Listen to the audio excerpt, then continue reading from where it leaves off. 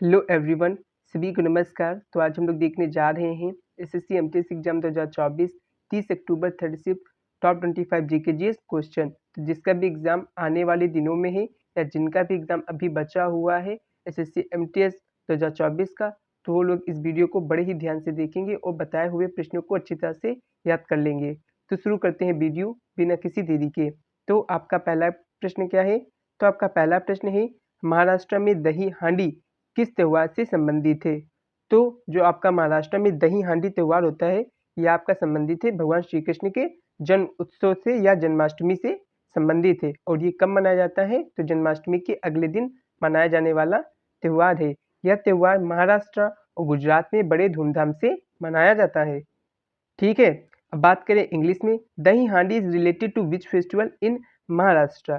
ठीक है, तो दही हांडी is a festival celebrated on the next day of Janmashtami, the birth anniversary of Lord Krishna. This festival is celebrated with great pomp in Maharashtra and Gujarat.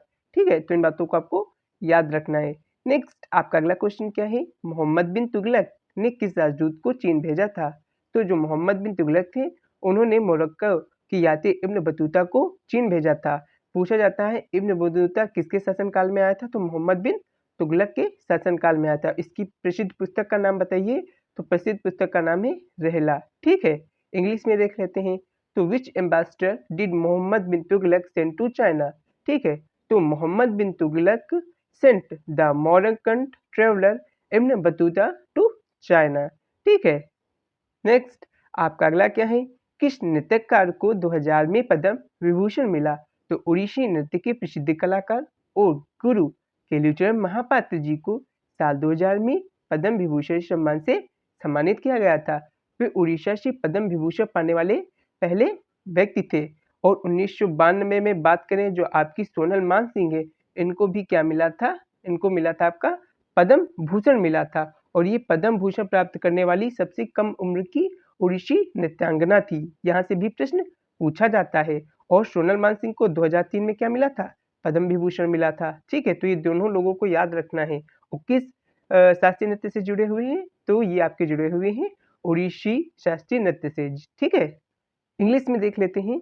To which dancer received Padma Vibhushan in 2000? Famous artist and guru of Odissi dance Kalucharan Mahapatra was honored with Padma Vibhushan in the year of 2000. He was the first person from Odisha to receive Padma Vibhushan. ठीक है, next आपका अगला क्या है? आपका अगला है, गिरी national park कहाँ स्थित है? तो गिरी राष्ट्रीय उद्यान भारत की चेन्नई में स्थित एक संरक्षित क्षेत्र है। तो इंग्लिश में बात करें, where is Giri national park located? तो Giri national park is protected area located in Chennai in India. ठीक है, तो आपको याद रखना है कि गिरी नेशनल पार्क कहाँ है? चेन्नई में है। नेक्स्ट आपका अगला क्या है? 2011 की जनगणना के अनुसार सबसे अधिक जनसंख्या घनत्व वाला राज्य कौन सा था? तो according to the census of 2011, जो सबसे अधिक जनसंख्या घनत्व वाला राज्य था वो था बिहार। और सबसे अधिक जनसंख्या वाला कौन सा था? यूपी था। इंग्लिश में देख लेते हैं। The state with the highest population density according to the 2011 census was? तो according to the 2011 census, Bihar was the most populous state of India. ठीक है, तो ये आपको याद रखना है। नेक्स्ट आपका अगला क्या है? सिंगली भाषा किस देश की है? तो जो सिंगली भाषा है वो श्रीलंका की आधिकारिक भाषा है। ठीक है, तो ये आपको याद रखना है। इंग्लिश में देख लेते हैं। तो Sinhala language belongs to which country? Sinhala language is one of the official languages of Sri Lanka. ठीक है, नेक्स्ट आपका अगला क्या है? आपका अगला है, एनपीसीआई की वर्तमान में ब्रांड एम्बेसडर कौन है? तो जो आपका पेमेंट्स कॉर्पोरेशन ऑफ इंडिया होता है, क्या होता है? National payment corporation of India. उसके जो वर्तमान में ब्रांड एम्बेसडर हैं वो आपके हैं पंकज त्रिपाठी जी। ठीक है, बात करें एनपीसीआई की, तो इसकी स्थापना कब हुई थी? 2008 ईस्वी में हुई थी। यह भारतीय रिजर्व बैंक और इंडियन बैंक एसोसिएशन का क्या है? संयुक्त उपक्रम है। इंग्लिश में देख लेते हैं।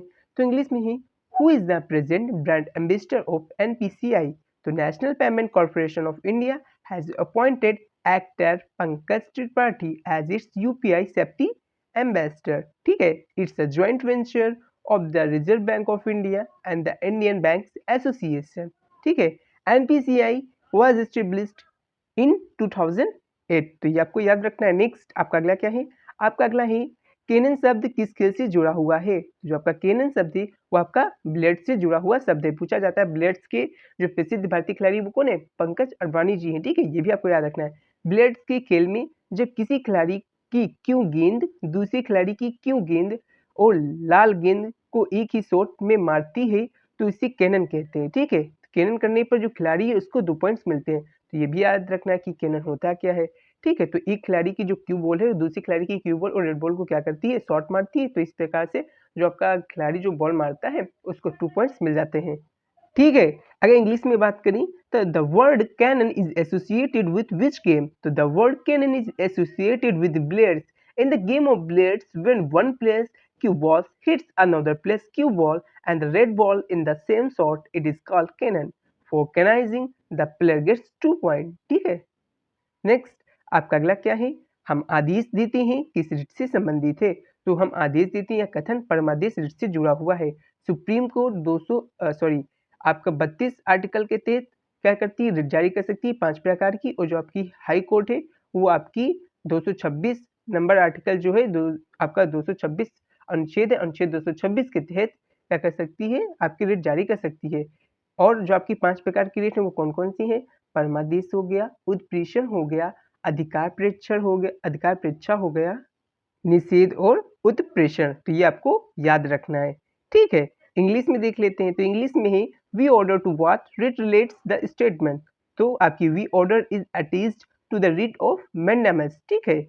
बात करें इंग्लिश में आपकी 5 प्रकार की रिट कौन कौन सी है? तो आपकी हो जाएंगी हेबियस कॉर्पस, ठीक है, मैंडामस, प्रोहिबिशन प्रोहिबिशन, ठीक है, क्यू वारंटो एंड सर्चरी, ठीक है, या बोल सकते हैं सर्चरी, ठीक है। ये आपकी क्या होती है? 5 प्रकार की आपकी रिट होती हैं। नेक्स्ट आपका अगला है खिलाफत आंदोलन किसके द्वारा शुरू किया गया था? तो जो आपका खिलाफत आंदोलन है इसकी शुरुआत की गई थी अली बंधुओं द्वारा। कौन कौन थे?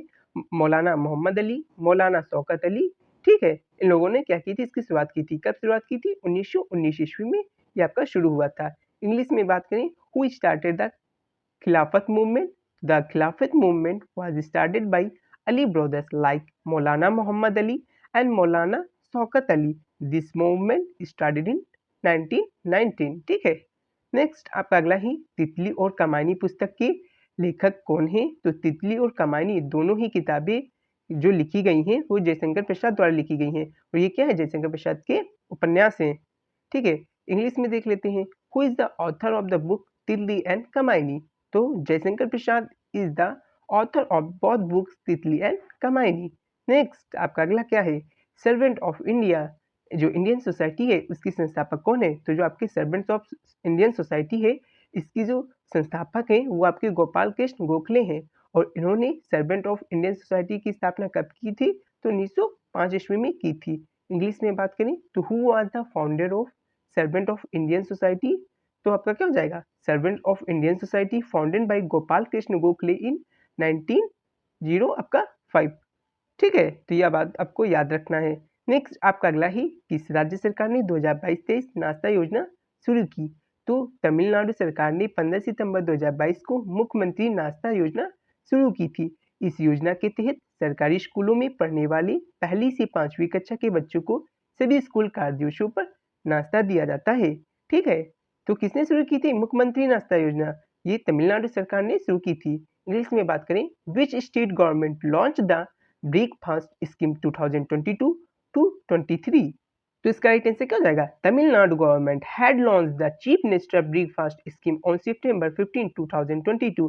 Under this scheme, children from class 1 to 5 students in government schools are provided breakfast on all school working days. Next आपका अगला क्या है? टमाटर सॉस को प्रिजर्व करने के लिए किसका उपयोग किया जाता है? तो जो आपका टमाटर सॉस है उसको प्रिजर्व करने के लिए हम सोडियम बेंजोएट का उपयोग करते हैं। किसका? Sodium benzoate. Sodium benzoate benzoic अम्ल का एक सोडियम लवण होता है, ठीक है। तो ये आपको याद रखना है। इंग्लिश में बात करें तो what is use to preserve tomato sauce? तो आप किसका यूज करते हैं टोमेटो सॉस को प्रिजर्व करने के लिए? तो क्या बताया था अभी? Sodium benzoate is use to preserve tomato sauce, ठीक है। Sodium benzoate is the sodium salt of benzoic acid. Next आपका अगला क्या है? जल्लीकट्टू कहाँ का त्योहार है?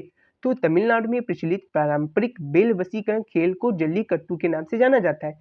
तो आप लोग जानेंगे कि जल्लीकट्टू कहाँ मनाया जाता है, आपका तमिलनाडु में। यह मट्टू पोंगल के दिन पोंगल उत्सव के दौरान एक लोकप्रिय परंपरा है जो 4 दिवसीय पोंगल कार्यक्रमों का तीसरा दिन होता है। तो आपसे इस तरह से भी पूछा जा सकता है कि जो पोंगल का जो तीसरा दिन है उसे किस नाम से जाना जाता है, तो जल्लीकट्टू के नाम से भी जाना जाता है। जल्लीकट्टू शब्द तमिल शब्दों जल्ली और कट्टू से बना है। इसका मतलब क्या होता है, सोने या चांदी के सिक्कों को जल्ली, ठीक है, कहा जाता है। ठीक है, तो ये आपको याद रखना है। इंग्लिश में देख लेते हैं। What is the festival of jallikattu? The traditional bull taming sport practiced in Tamil Nadu is known as Jallikattu. This mattu is popular tradition during the Pongal festival on the day of Pongal, which is the third day of the four-day Pongal events. The word Jallikattu is derived from the Tamil words Jalli and Kattu. Gold और silver coins are called Jalli.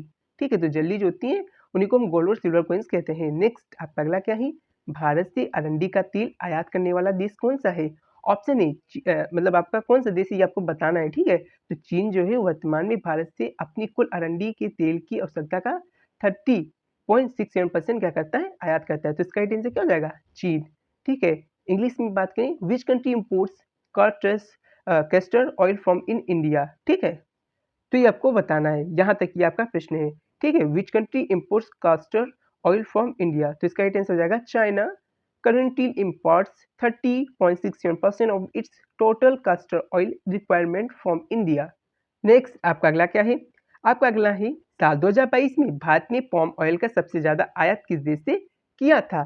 तो साल 2022 में भारत ने जो पॉम oil है, ठीक है, जो पाम ऑयल है उसका सबसे ज्यादा आयात इंडोनेशिया से किया था। ठीक है, इंग्लिश में बात करें तो इंग्लिश में क्या हो जाएगा, in the year 2022 India imported the maximum palm oil from which country, ये आपका है क्वेश्चन, और इसका आंसर क्या हो जाएगा, in the year 2022 India's largest imports of palm oil was from Indonesia. तो कहाँ से, इंडोनेशिया से क्या किया था, इंपोर्ट्स किया था।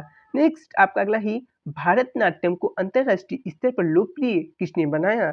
तो भारतनाट्यम को अंतरराष्ट्रीय स्तर पर लोकप्रिय बनाने में कई महत्वपूर्ण कलाकारों का योगदान रहा है। इसमें से सबसे प्रमुख नाम है आपके रुक्मणी देवी अरुंडेल और बाला सरस्वती जी। ठीक है, तो इसको इंग्लिश में देख लेते हैं। तो इंग्लिश में क्या है, who made Bharatanatyam popular internationally. ठीक है, तो many important artist have contributed in popularising Bharatanatyam internationally. The most prominent names among these are those of Rukmini Devi Arundale and Bala Saraswati. ठीक है, तो ये आपको याद रखना है। अगर आप लोगों को ये वीडियो अच्छी लगी हो तो आप लोग लाइक करिए, सब्सक्राइब करिए और शेयर करिए, और पीडीएफ लेने के लिए टेलीग्राम की लिंक जो डिस्क्रिप्शन में दी गई है क्लिक करके टेलीग्राम ज्वाइन कीजिए।